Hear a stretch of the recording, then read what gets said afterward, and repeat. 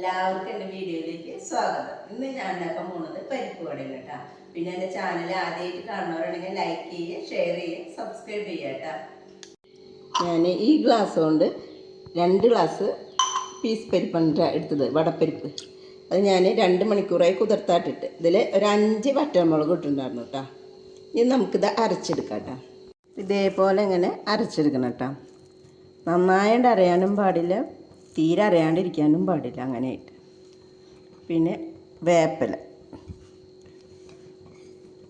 20 ചുവന്നുള്ളി അരിഞ്ഞതും, ഒരു വലിയ കഷ്ണം ഇഞ്ചി, 5 പച്ചമുളക് കൂട്ടം അരിഞ്ഞത് ഇതിലേക്കിടുന്നുണ്ട്. ഇതിലേക്ക് ആവശ്യമുള്ള ഉപ്പിട്ട, അപ്പോൾ ചെറിയ ടീസ്പൂണും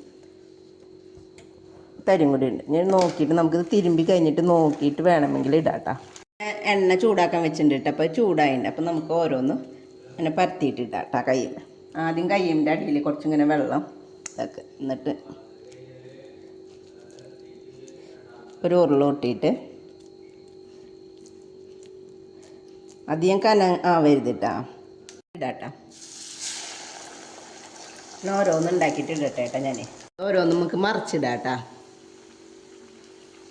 തീ കുറവിലിട്ടോളൂ കേട്ടോ, അല്ല എന്നാലും ഉള്ളിലൊക്കെ വെന്ത് കിട്ടുള്ളൂ.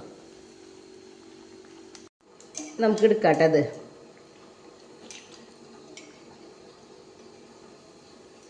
അടുത്തത് ഇതേപോലെ തന്നെ ഇടാട്ടാ. ഇത് എല്ലാതും ഇതുമാതിരി ഉണ്ടാക്കിയെടുക്കട്ടെ കേട്ടാ. നമുക്കിത് എടുക്കാട്ടാ.